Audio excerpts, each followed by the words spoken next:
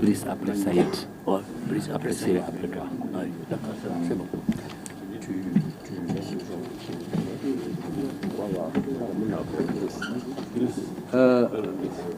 Voilà, tout à l'heure, demain rectifier, hein, je suis en train de parler, voilà.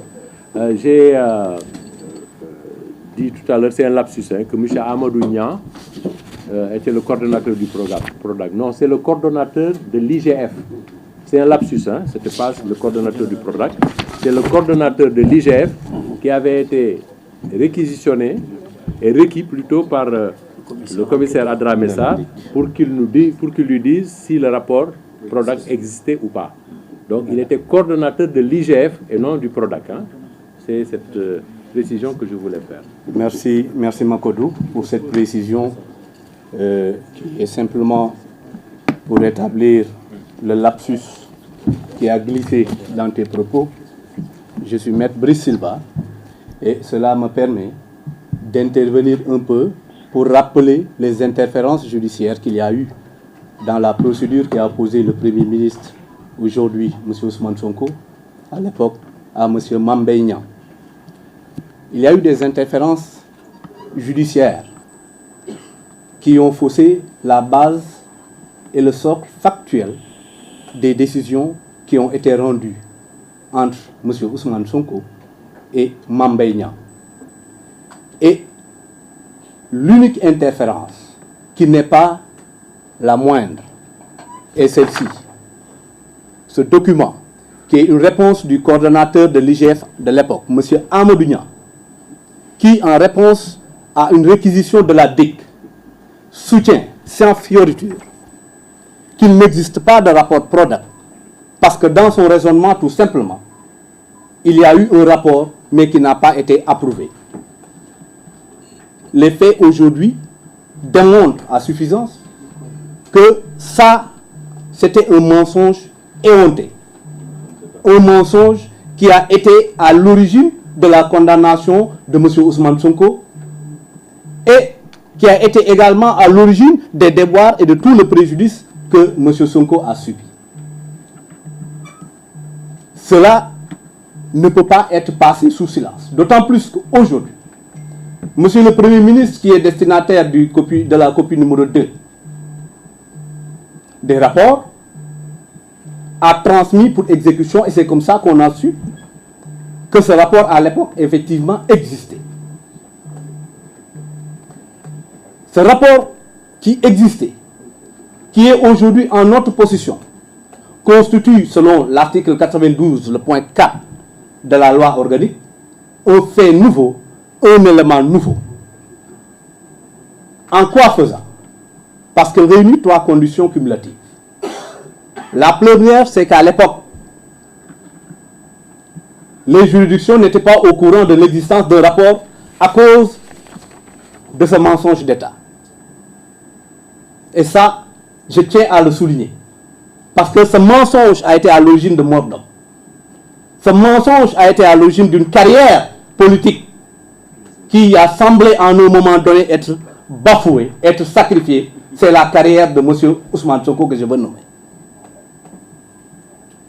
Ce mensonge a été également à l'origine de victimes, de martyrs qu'on a célébrés la dernière fois. De gens aujourd'hui qui ont le droit de savoir, qui ont droit à la vérité. Et ce droit à la vérité fait partie aujourd'hui des préjudices que l'on peut énumérer au-delà même du préjudice subi par M. Ousmane Sonko. Le droit à la vérité, c'est notre droit à tous, c'est le droit de chaque Sénégalais.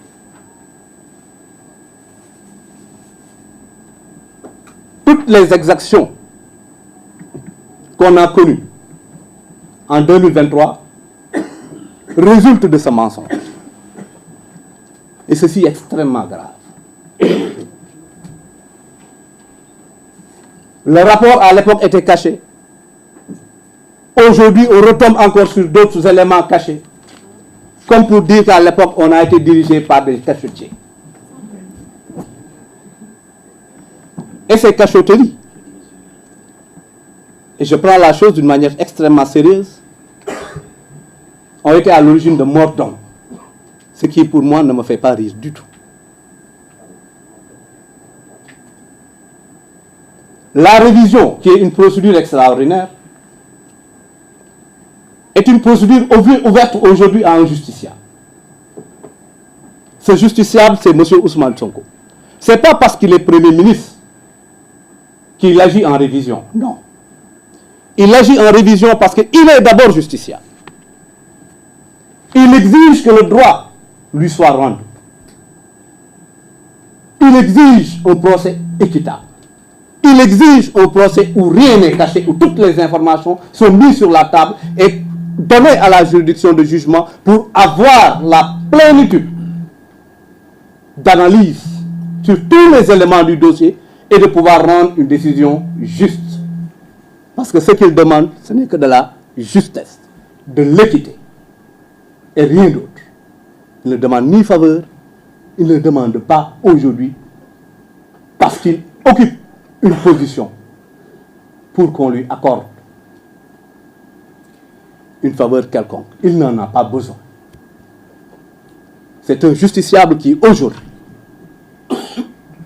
a décidé que justice lui soit rendue. La loi d'amnistie, mon confrère Maître Makodou Ndour l'a rappelé tout à l'heure, en son article 3, fait peser encore sur Ousmane Sonko le risque d'une exécution forcée. Parce que la loi d'amnistie, en cet article, dit clairement que l'amnistie ne préjudicie pas aux droits des tiers. On a vu la conséquence qu'il y a eu. Je ne vais pas y revenir.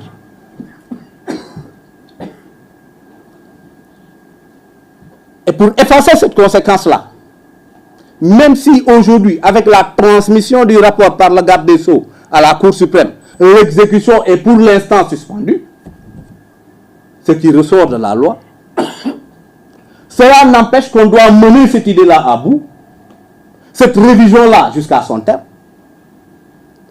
pour rétablir la vérité judiciaire. Parce que la vérité, jusqu'au moment où je vous parle, a été suspendue par des interférences d'une administration qui n'est pas alignée. Ça, c'est pour être correct dans le propos et être délicat. Mais vous aurez compris.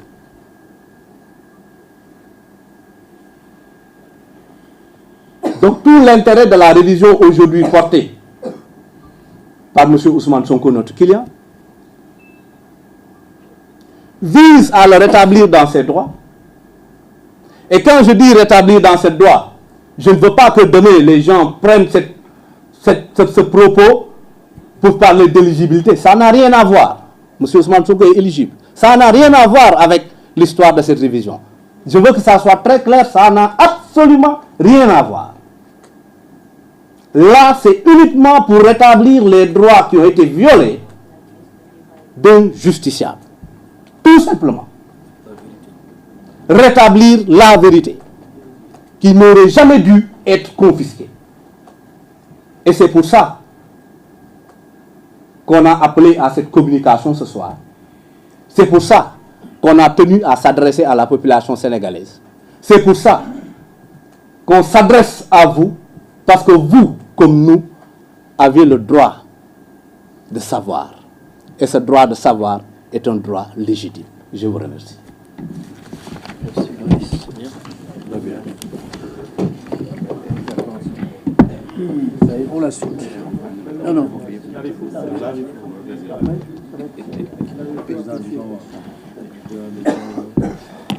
Bienvenue. Ok, merci.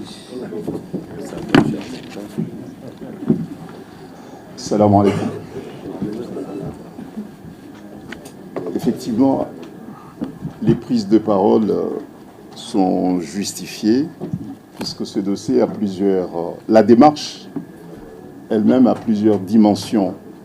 Il y a une dimension éminemment technique qui a été évoquée tout à l'heure avec rigueur par mon confrère Makodou.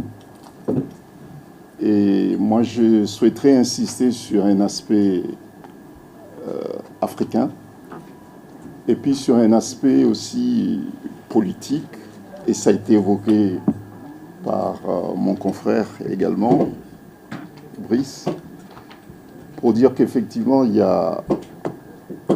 Et nous ne sommes pas naïfs, hein, dans la mesure, au regard de la portée politique de cette démarche, puisqu'il y a une portée politique, que beaucoup de gens vont se poser la question sur le pourquoi de cette démarche judiciaire. Bon, ça a été dit avec clarté, et je me dois aussi insister, puisque c'était le sujet, le point principal de mon intervention, c'est de dire qu'effectivement, cette révision, ce recours en révision n'a pas pour effet ou bien objectif de rétablir l'éligibilité de M. Ousmane Sonko, qui est acquise de façon pleine et définitive. Je pense que c'est un aspect extrêmement important. La preuve, aux dernières élections législatives, il avait conduit une liste et que cette liste a été portée haut la main par les électeurs et qu'il est pour longtemps et définitivement inscrit sur la liste électorale. Bon, donc ce n'est pas l'objet de la démarche judiciaire qui est en cours. Et cette démarche, elle est légitime. Ce recours en révision, il est légitime. Pourquoi? Parce que l'amnistie qui est évoquée ici ou là, et à juste titre, est un effacement légal. Voilà, un effacement légal. Et par souci d'apaisement politique. Et ça, tout le monde le sait, que l'amnistie la loi a été votée parce qu'il y avait une nécessité d'un apaisement politique. Mais en revanche, l'amnistie ne dit rien sur l'innocence. Voilà. Bon, donc la démarche qui est engagée, c'est une démarche de vérité et c'est une démarche de justice.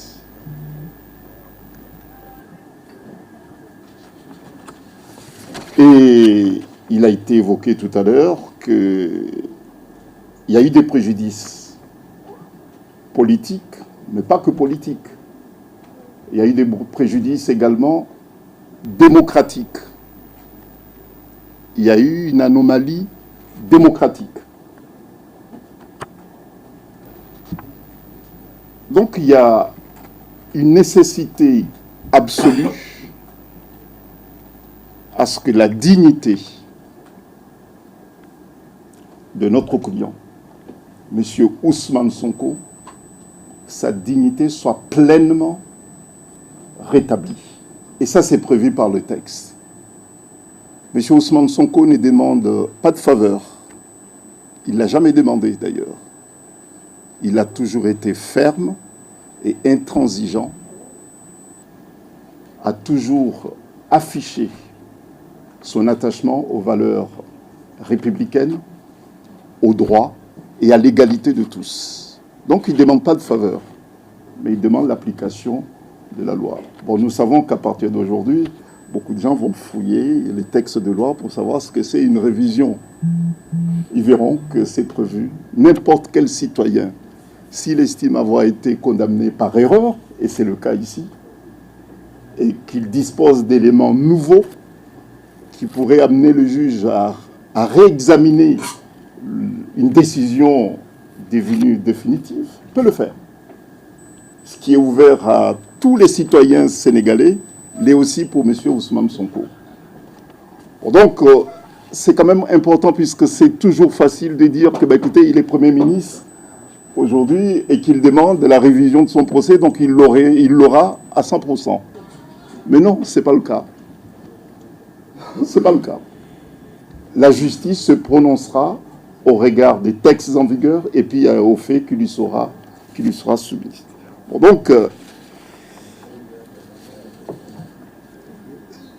je parlais tout à l'heure aussi d'un témoignage africain.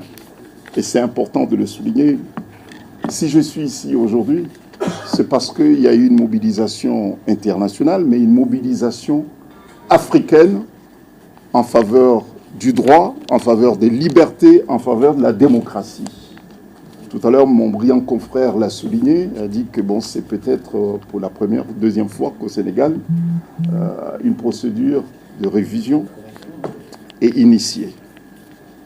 Bah, écoutez, nous allons en Afrique nous inspirer de ce bon exemple. Et nous voulons qu'à travers cette procédure en révision, qu'est-ce que nous pourrons tenir en Afrique de ce recours en révision? Ce que nous espérons, qu'un citoyen ne puisse pas être empêché d'exercer ce droit politique sur la base des artifices juridiques et par des manipulations politiciennes. Nous voulons que la justice reste à l'abri des pressions politiques. C'est ça ce que nous voulons. C'est ce que nous attendons aussi de cette démarche. Je dis ça, mais en tout cas, ça sera une très très très belle leçon. Comme quoi Ousmane Sonko ne cesse pas de surprendre. Voilà, c'est tout ce que je voulais vous dire. Insister sur le fait que ce recours en révision n'a pas pour objectif de rétablir le droit à l'éligibilité, puisque l'éligibilité de M. Ousmane Sonko est définitivement et entièrement établie. C'est quand même très très très important. Et puis de dire que, ben, écoutez, il a le droit de dire qu'il a été condamné par erreur. Il y a eu une erreur grossière. Une erreur judiciaire grossière qui a été commise au préjudice de M. Ousmane Sonko, au préjudice de ses militants, au préjudice des Sénégalais, et puis au préjudice de la démocratie, au préjudice de l'Afrique aussi, qui a beaucoup misé et qui a beaucoup espéré, qui a beaucoup prié pour qu'Ousmane Sonko devienne président. Merci. Merci. Bravo. Très bien. Oui. Bravo. Saïd.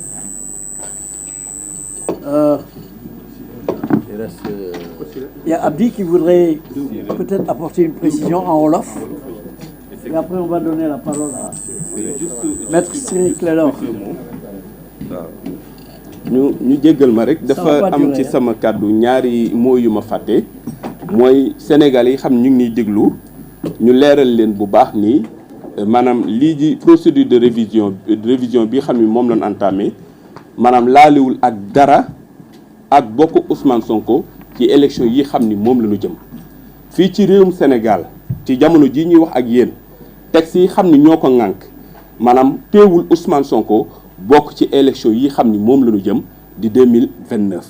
Procédure de révision bi c'était juste pour rétablir la vérité mais ça n'a rien à voir avec son éligibilité ou pas bu loolu wéyee li xam ni bëggoon naa ko yokk tuuti sama frère sànq wax na ni am na ñoo xam sax dañuy jiima agité l'idée selon laquelle comme loi d'amnistie daf fi jaar loi boobu mën naa peut-être nekk entrave ak la procédure de révision déedéet ci réewum Sénégal ci kàggu yi xam ne moom la ñuy àttee ko loi d'amnistie loi ordinaire ci la ñuy sukkandiku ngir jël ko or procédure de révision c'est une procédure en fait c'est un recours par voie extraordinaire ça n'a rien à voir te loi bi koy organiser loi organique la te loi organique boobu ci ni ñu tëkkandiku ni ñu tënkoo fii ci Sénégal moo féete kaw loi ordinaire loolu laa bëggoon a préciser di leen sant di leen gërëm. Merci Abdi pour la précision.